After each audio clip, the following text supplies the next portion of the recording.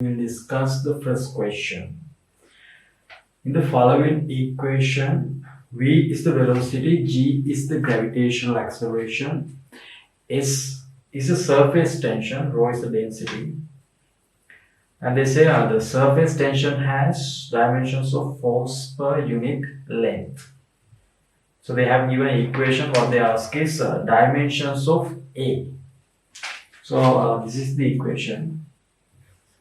V squared GS divided by pi rho A. So we have this equation, then we can know that dimensions of the equation at the both sides is same. This shows the dimensions. So what they ask is dimensions of A. So I'll subject A.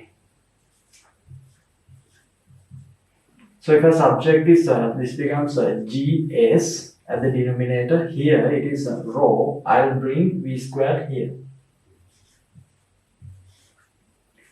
Dimensions of this, we can neglect this pi. This is just a number, right? So we can neglect that number.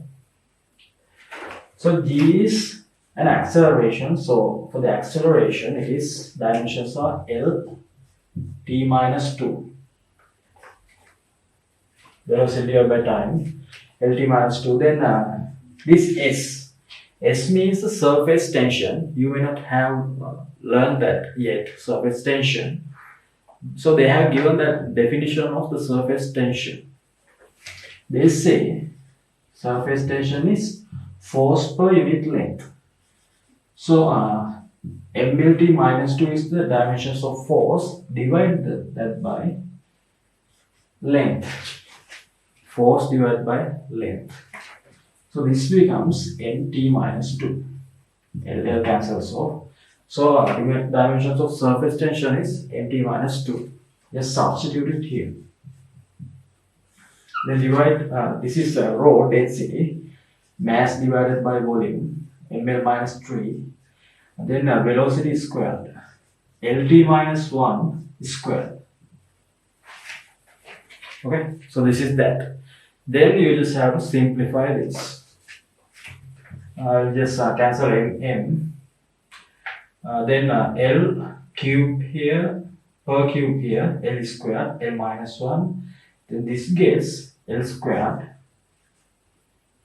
L minus 1 goes to the denominator, L squared minus 2, and this minus 2 I'll cancel that.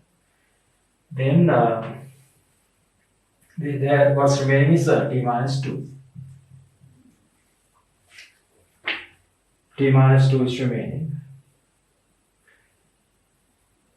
So dimensions of that is L squared t minus 2. So if you simplify that, L squared t minus 2, that's the answer. So the answer for that should be the fourth one for the first question.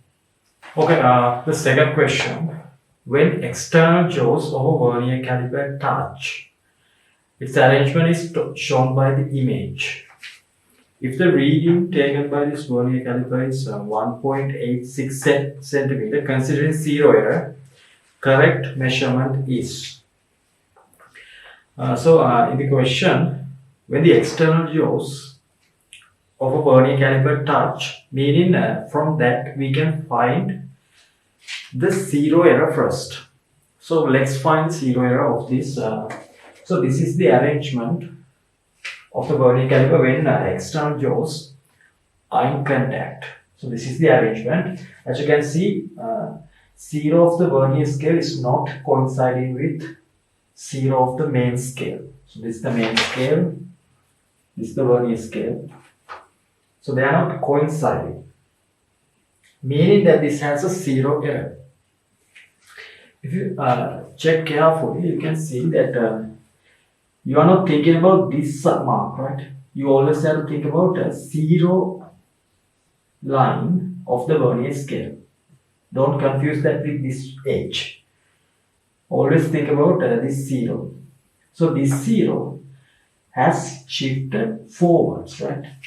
So this has shifted forward, meaning that this vernier caliper has a positive zero error.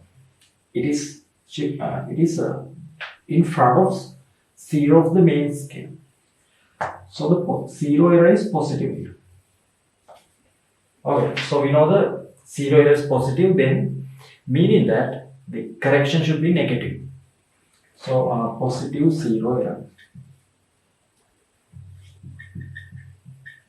Then let's calculate the zero error. For that we need to find the coinciding mark.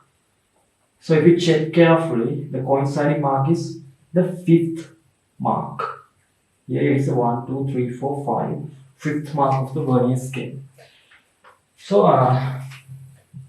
so the least count of this apparatus is 0.1 millimeter. So least count times the number of coinciding part.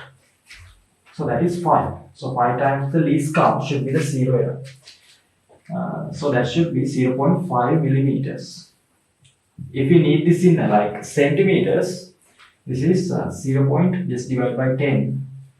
0.05 centimeters. So this is the zero error. So they say using this apparatus, this vernier caliper, they have taken a reading 1.86 centimeter. 86 centimeter. So if this is the reading but it has positive zero error.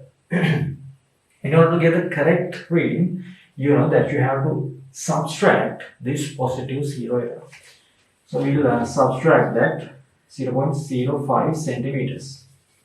So when you are doing this, make sure that you have the same units. If this is centimeter, this also should be centimeters, right? So it is like advisable that you always have to put units. Otherwise, you get the wrong answer sometimes. So if you subtract this becomes 1.81 centimeters. So that is the answer, 1.81 centimeters. So the answer for the second question should be the second one. Third question, two men move to opposite directions with velocities 2 meters per second and 6 meters per second, starting from the same place. When their gap is 12 meters, time passed is. So that's what they ask. So it is easy to use relative motion concepts to solve this question. So there are two men moving at 2 meters per second and 6 meters per second. They start from the same place, then they move apart. So what they ask is when their gap is 12 meters, so their gap is increasing as the time goes on. So what they ask is the movement when their gap is 12 meters, the time has passed. Time has passed. So this only has a uniform velocity, so there's no acceleration or anything like that. So what you have to do is just apply relative motion equations. So think about the relative motion between these two men, like 2 meters per second, 6 meters per second. So they are moving to opposite directions. Relative motion should be the sum of their velocities. So you just have to add these two. 2 plus 6. So that is 8. So 8 is the relative velocity between them. You just have to add velocity when they are moving to opposite directions. You just have to do that. You have to remember that. So it is 8 meters per second. Then just apply S equals U. So at this moment S is 12 meters. Relative to each other, meaning the distance between them at that moment is 12 meters.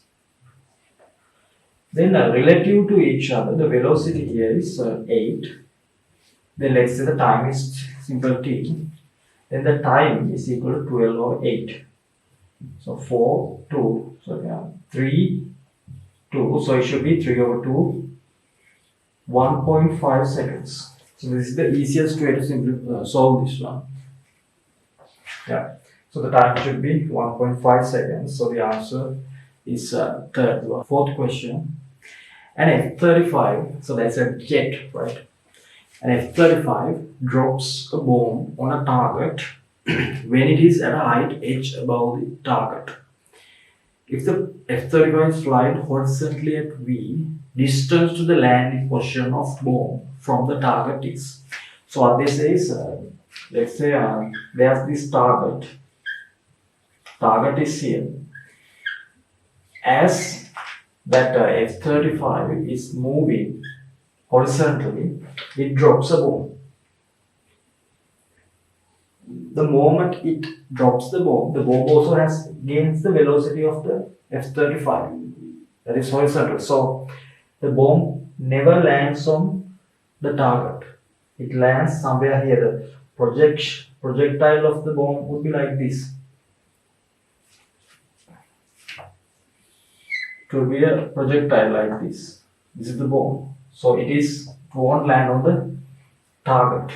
So you should not drop bombs right above the target when you are having a velocity. So what they ask is the displaced amount where the bomb drops.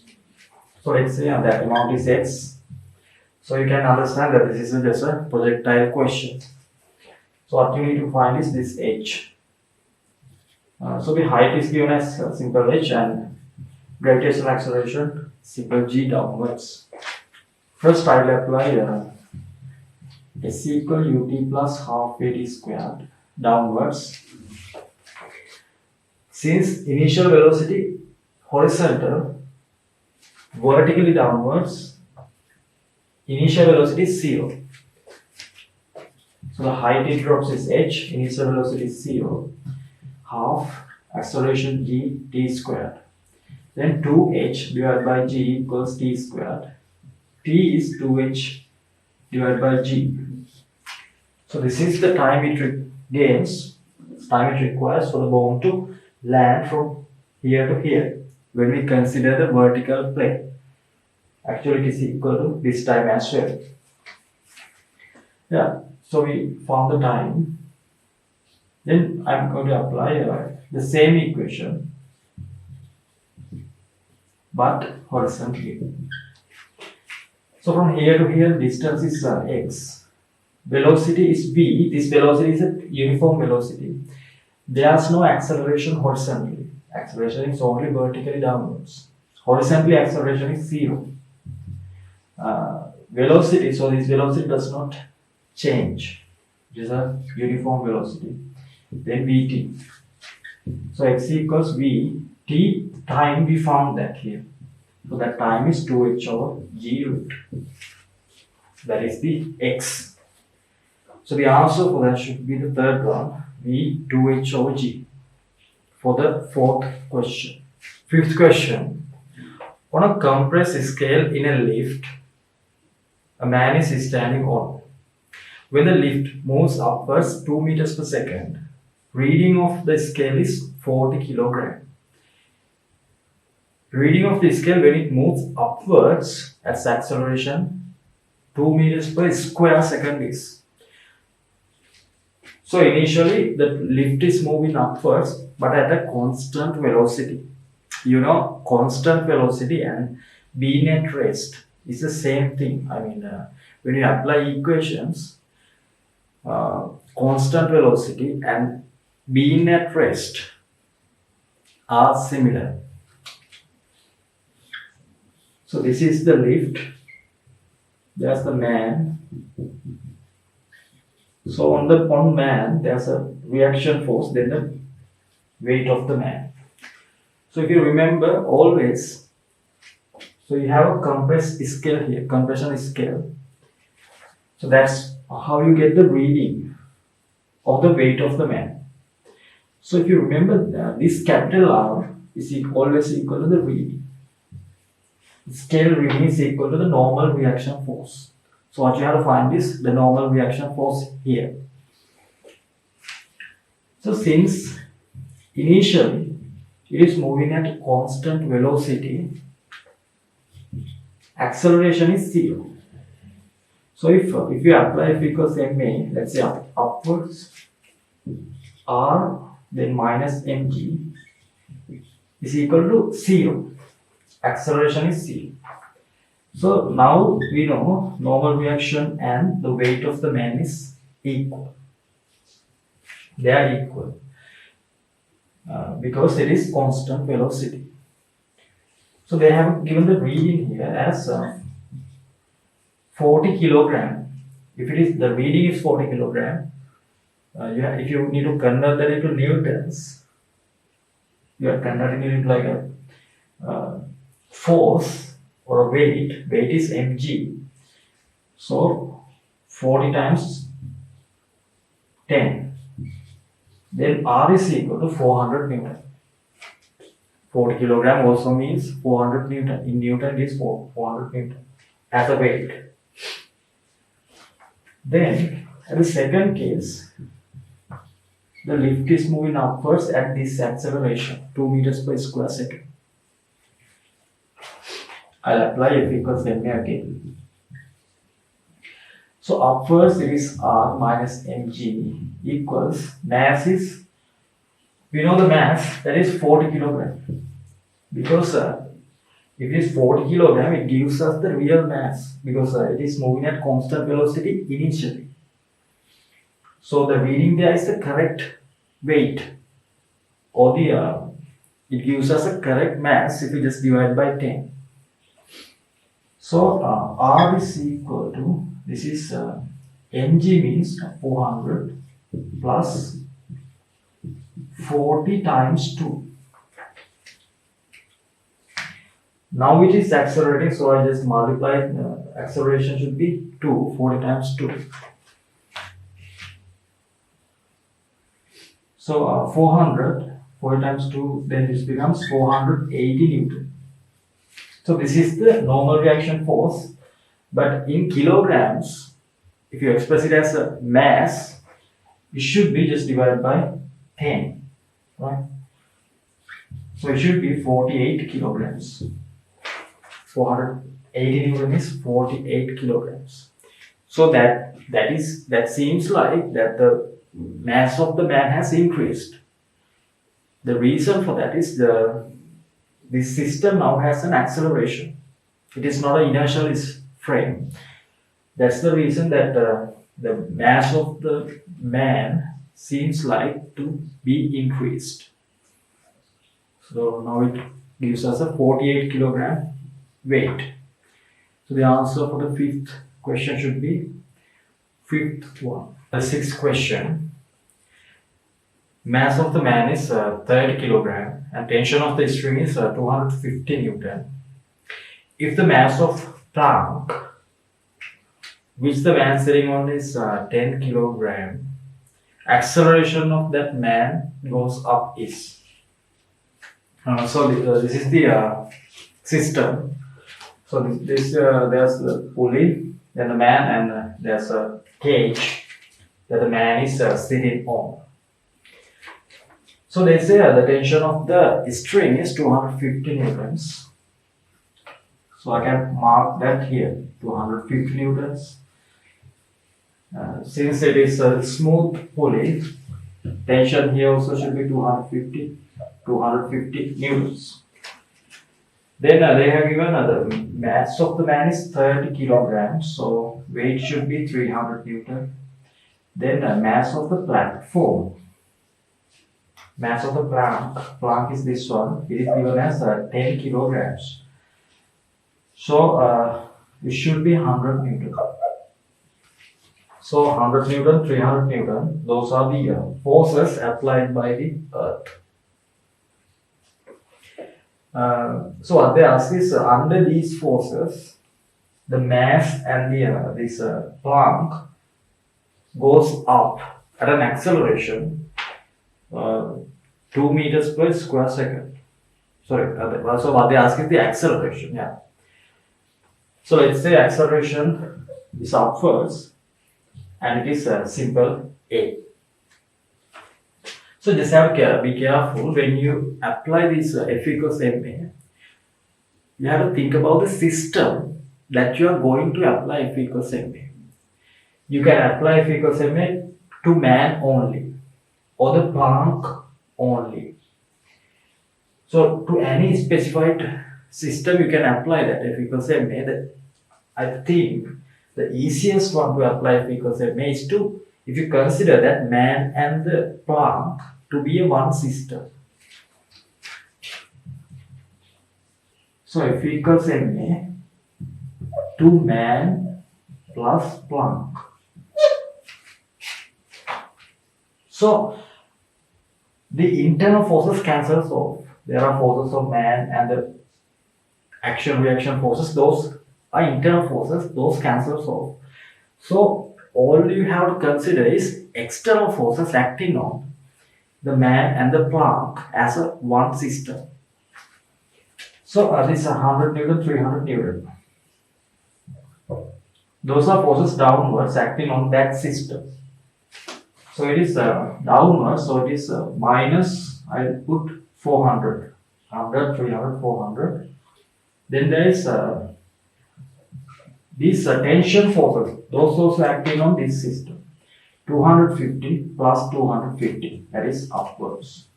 250 plus 250. So those are the only forces. You can think about force applied by the man on the plank on the man. Then those forces, action reaction forces, those cancels off since they are in the system that we considered. So those are internal forces. So these are the only external forces which I have included here. So this is 250. Those are the only forces. Then it is going to be equal to mass of the man and the plank. So it is 10 plus 30. So it is 40 kilograms times simple A. So this is 500.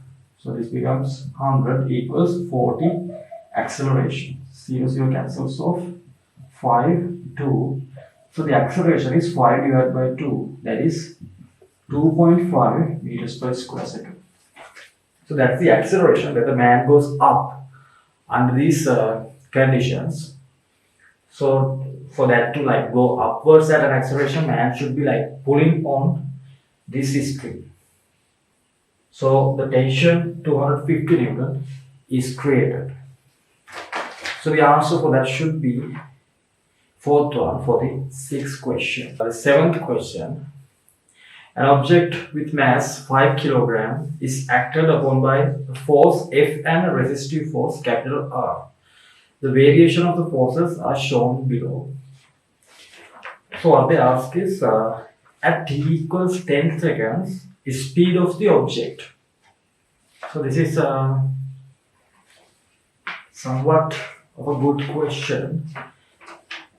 So they have given the variation of forces. So when they given like, when you apply F equals ma, here you cannot just apply F equals ma. Because the forces are not constant. These are not constant forces.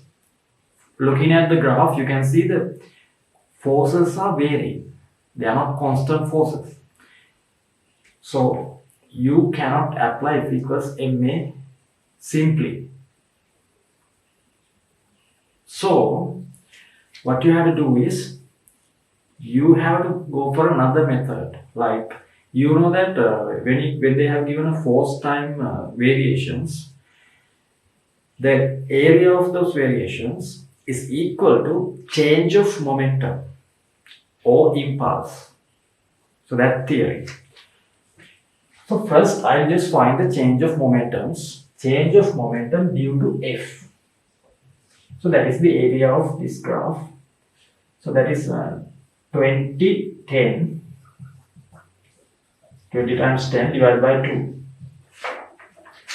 20 times 10 divided by 2, that is 100 Newton seconds. So here, what's the area? change of momentum due to RT. I mean, this is the resistive force R. So first I'll find of this small triangle, that is 5 times 10 divided by 2, 5 times 10 divided by 2. So then this one, it is 5 times 8. 5 times, from here to here 5 times 8. 25, 40. 40 plus 25, it is 65. 65 Newton seconds. So this the momentum due to this one 100 Newton seconds. The momentum due to this one 65 Newton seconds. Okay. So we just found that, right? Then I'll draw the object. On the object, those are the two forces F and R. So I'll just apply F equals ma. I'll just derive the combination, right? So this is the net force. Net force here is F minus R. F to this side, R to the side, F minus R equals m. I'll just write this as change of momentum divided by time. So here, if I get t to the other side, this becomes Ft minus Rt equals mv minus mu. mv minus mu. So this Ft can be considered as the area of the graph. So that is 100 Newton. So those are called impulses, 100 Newtons. Minus RT can be considered as 65. RT can be considered as 65. So this FTRT meaning areas of the graphs. But this is applicable for when the air forces are constant. But we can imagine this similar. We can say that these should be the impulses of each forces. And this is equal to mv. Initial velocity of the object, it is 0. So mv equals this one. Then we can say 35 equals, so the mass of the object is given as 5 kilogram times v.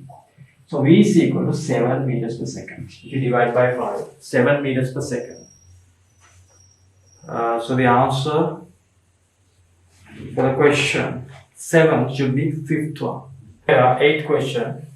A horizontal force 2.5 Newton is applied on an object with mass 2 kilogram, which is on a horizontal plane with limiting static friction coefficient of 0.5 and kinetic friction coefficient 0.4. Friction acting on the object is. So this is a good question to identify kinetic and static frictions. Okay, this is the object. So the mass of the object is given as 2 kilograms. So the weight should be 20 Newton. Then there's normal reaction force acting on that. So that normal reaction also should be, we apply equations upwards, R should be equal to 20 Newton. It is because there's nothing there's no any other forces that are vertical. R and the weights are the only forces. So R should be equal to 20 Newton. Then there's a 2.5 Newton force applied on the object. 2.5 Newton force.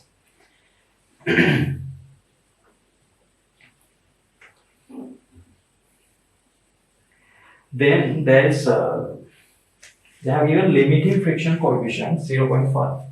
I'll just find limiting friction here. Limiting friction. So F equals mu R. Mu limit R. Mu limit is 0.5. R is 20 Newton. So 0.5 means half. Half multiplied by 20, that is 10 Newton. So this is the limiting friction. Limiting friction means the maximum friction that this plane can apply on this object. So that is the maximum friction. It does not mean that it is applied on the object. It is the limiting friction means this is the maximum friction that the plane can apply on the object. So that is just 10 Newton. We just calculated that. I'll calculate kinetic friction as well. So for that you need to apply kinetic coefficient. So the kinetic coefficient here is 0.4. 0.4 times normal reaction. 4 times, that is 8 Newton. So this friction is applied if the object moves. This friction is the maximum friction that can be applied, but it does not mean this is the friction that is applied on the object. So to decide which friction is applied on that object, you have to think about the state of this motion. State of this system. Okay, so there is a 2.5 Newton force is applied. Can the object move? This surface is capable of applying a friction up to 10 Newton. So this this plane can apply a friction force 2.5 Newton. 2.5 Newton friction is enough to balance out this force. So the friction applied in this case is actually 2.5 Newton, not 10 Newton. 10 Newton means maximum friction that this plane can apply. But we don't need a 10 Newton here. We just need 2.5 Newton of friction in order to balance this out. Okay. So the friction, it is obvious that it cannot be 8 Newton because system is not moving in this case. So the friction should be 2.5 Newton friction. That is enough in order to balance the system out. So the answer for that should be the first one for the 8th question. Then a 9th question. On each vertex of a light square with side length capital L, 4 point masses each with symbol M are placed. Moment of inertia around an axis which goes through one side of the frame is. So we have a square like this. Then each vertex has a mass simple M.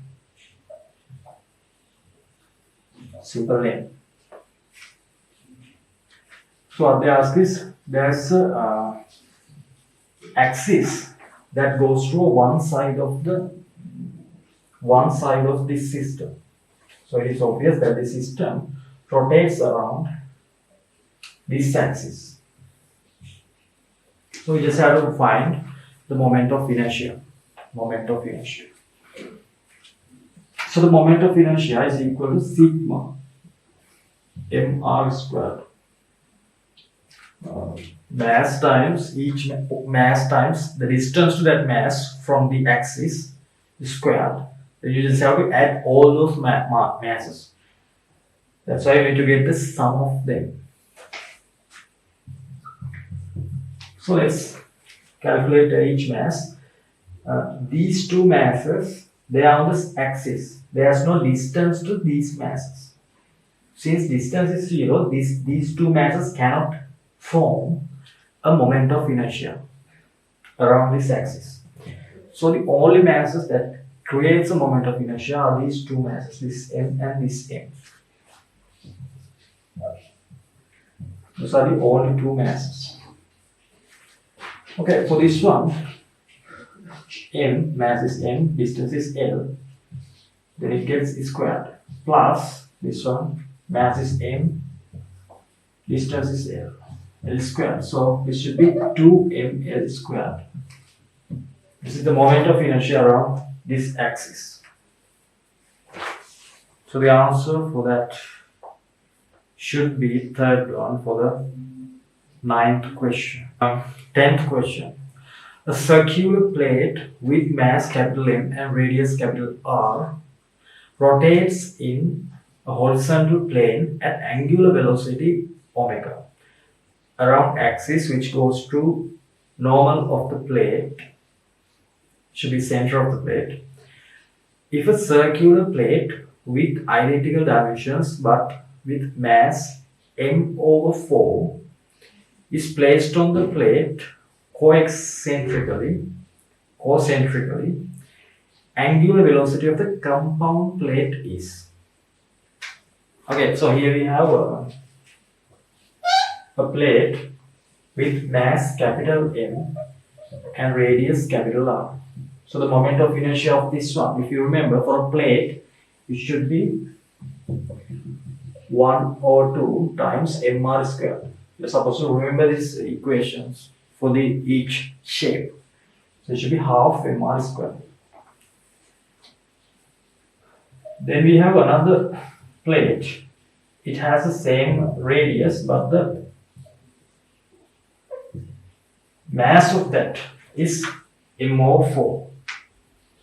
This is m over 4. So moment of inertia of that one is half. Mass is m over 4. Radius is r squared. So here is the moment of inertia mr squared over 8 for this plate, for the other plate. Okay, so what they say is, so the first plate is rotating at omega angular velocity. Omega angular velocity. Then what do they do is, you put the other plate on top of this plate on the other plate. So what they ask is, eventually they comes to a one velocity. So what they ask is, what is that velocity? What is that common velocity? So if you remember this equation, I1 omega 1 equals I2 omega 2. I1 omega 1 is the initial angular momentum is equal to angular momentum after putting that plane, after that instant. So if you consider this to be like a one system, angular momentum is conserved.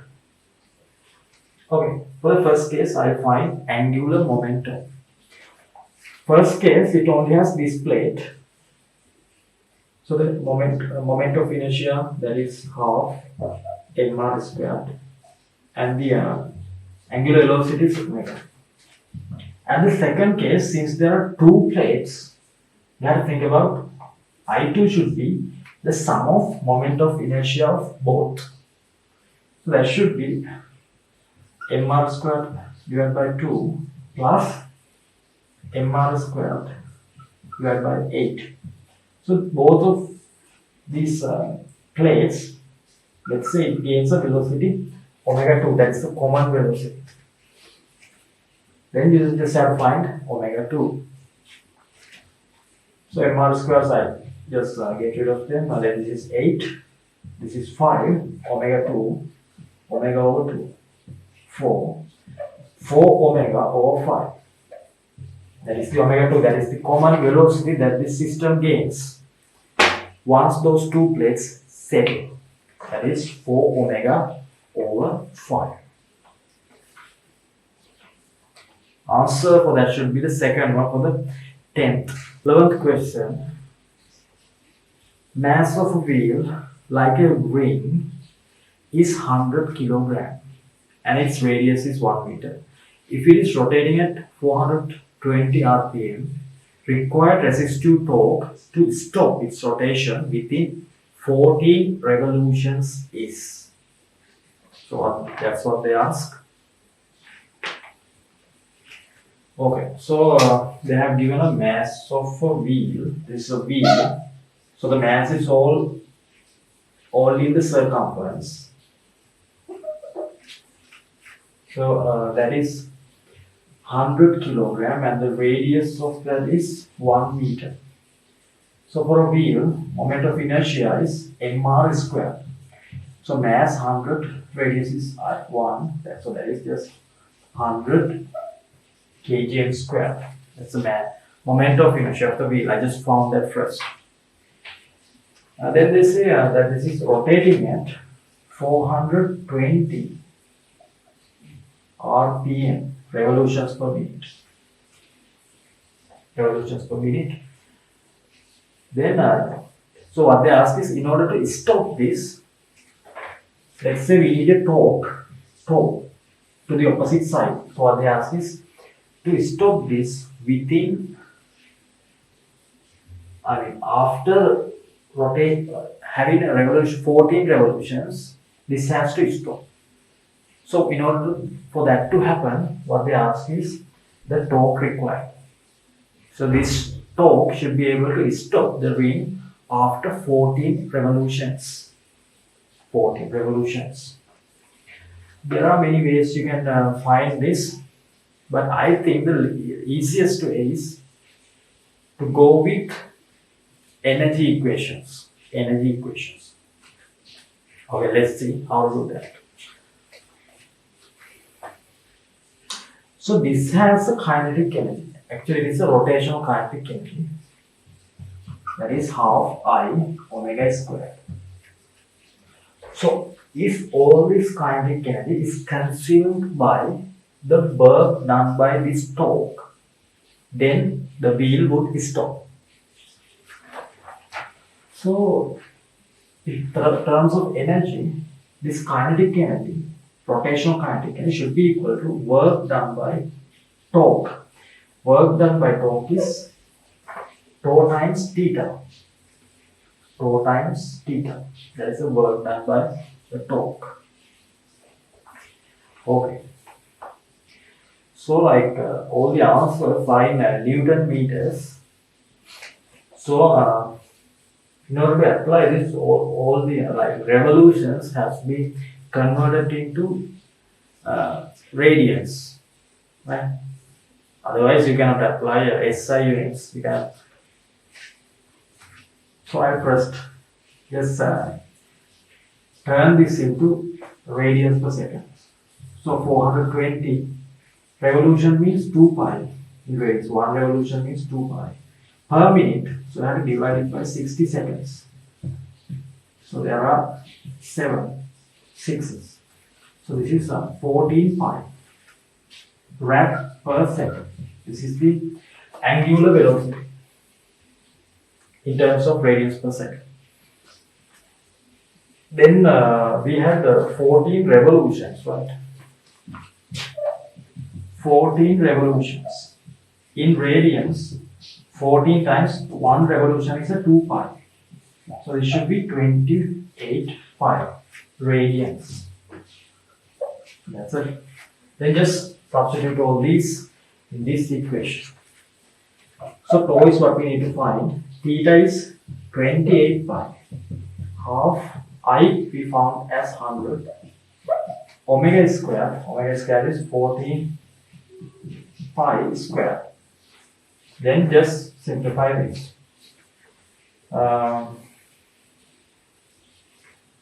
So let's say this is 14 square, pi square, pi, 1 pi cancels off. 28, there are 2 14s, so I cancel 1 14 from the other side. Then this is tau equals 104. I put tau here, 100 times 14 times pi. So instead of pi, I'll put 22 over 7. 22 over 7. So 1, 2, this 4, 11. So this tau should be 1100 Newton meters. Tau is 1100 Newton meters. That is the required torque in order to stop this wheel from rotating after 14 revolutions. So the answer should be fourth one for the 11th question. Next one, 12th question. Displacement and distance traveled by a particle with constant speed in a circular path with radius r after half of the time period. So one time period is to complete a one cycle. So what they ask is for half of the time period. So let's say this is the path. They have given the radius as simple r. Let's say the object starts from here. The object starts from here, t equals 0. Then it goes here, then comes to here. Okay, so what they ask is displacement and distance. So what is the displacement? So here the time period is t over 2, half of the time period. So the object should be here. Displacement is the shortest distance between 2 points. So one point here, this point here. The shortest distance should be this one. So that should be r, then it should be 2r. This is the displacement. Distance is the length, total length that the object has moved. So it has moved length. Now think about this length.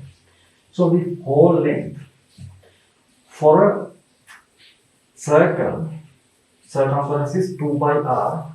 This is half of a circumference, so it should be 2 by r divided by 2. So it should be pi r.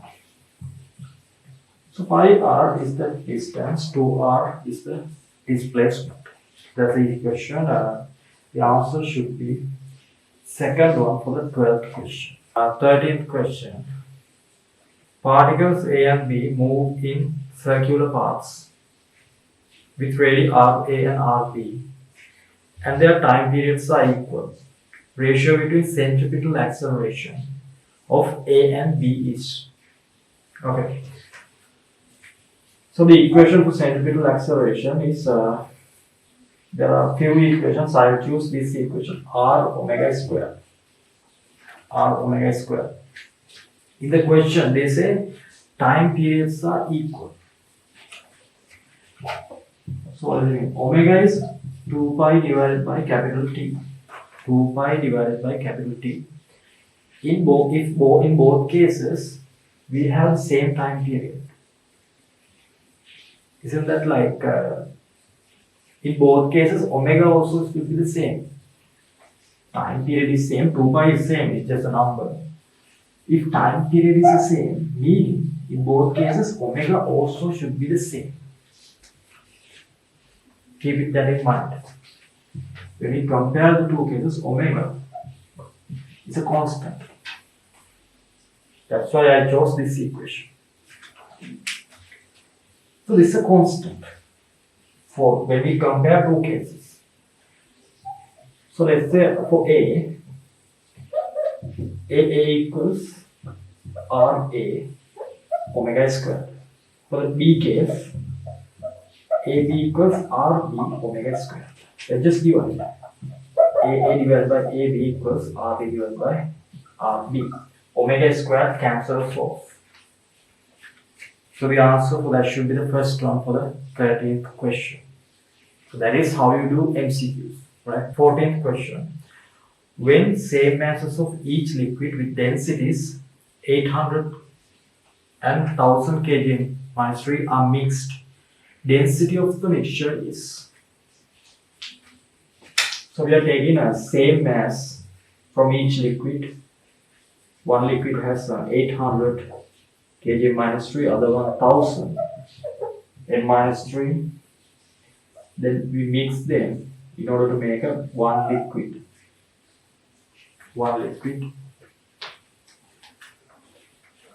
So for the mixture, density of mixture. So that should be equal to mass of mixture divided by volume of mixture. So what's the mass of mixture? When you put simple length from this one and simple length from this one, mass of the mixture should be m plus n. Then the volume of the mixtures. So the volume also should be added. It should be the sum of each liquid. So how do you find the volume here? Rho is mass, density is equal m over v. Volume is equal mass over density. So let's find the volume of each liquid. So volume of this one, that is mass divided by 800. Mass divided by density is volume. So m divided by 800 plus volume of other one. It should be m divided by 1000. So this is the sum of volume of each liquid. This is sum of mass of each liquid. So from that you can find the density of the mixture. So you can take m out. This is 2m. You can take m out of this. So it becomes 1 over 800 plus 1 over 1000. So this m cancels off. Then what we end up with 2 divided by 1 over 800 plus 1 over 1000.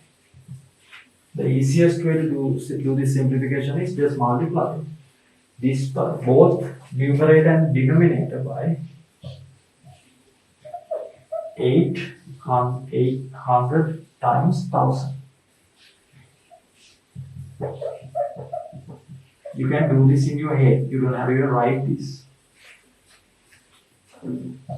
Okay, I'll just multiply each. So if you multiply this one, this becomes 1000 plus 800 as the denominator.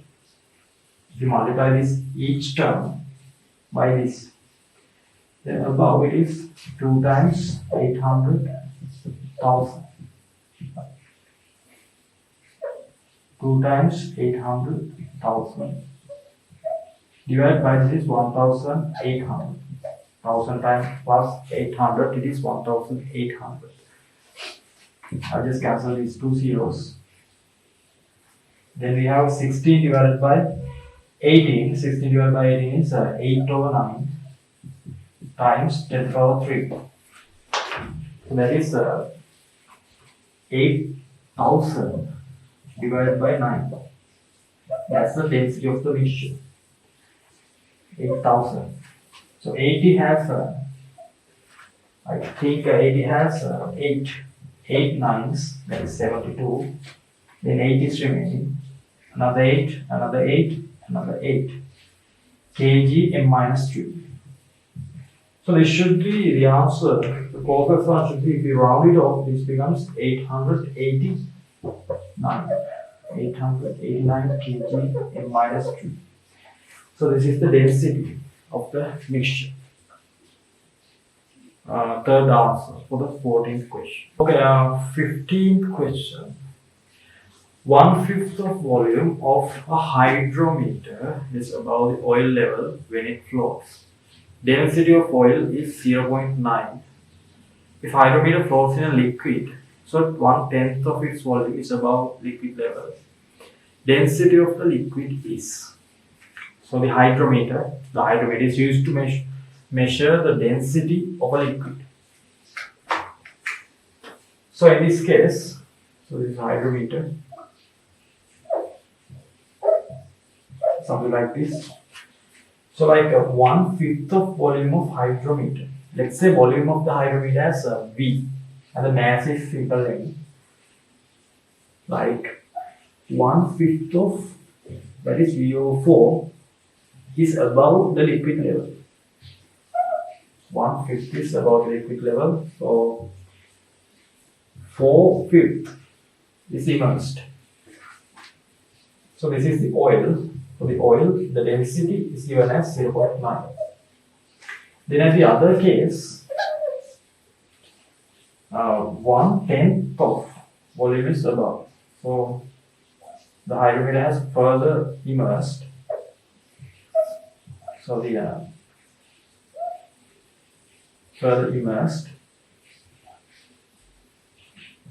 volume above this liquid level is 1/10. Same hydrometer, right? So the volume is V. So 1/10. So under immersed amount is 9/10 of the total volume of the hydrometer. Then you just have to apply think about the upthrust. If you compare these two cases, upthrust acting on each case is equal. Because in both cases, the hydrometer is floating. It is floating, meaning upthrust should be equal to weight of the hydrometer. Weight of the hydrometer does not change. That is always mg. So the upthrust, it's like this. Mg, weight of the hydrometer, should be equal to upthrust. That is V rho g. So let's say V1 rho 1. So mg is equal to V rho g here. Then again mg is equal to V rho g there. Like here also the weight is mg. Then let's say this is V2 rho 2. Then V2 rho 2 g. So mg is same. So V1 rho 1 g is equal to V2 rho 2 g.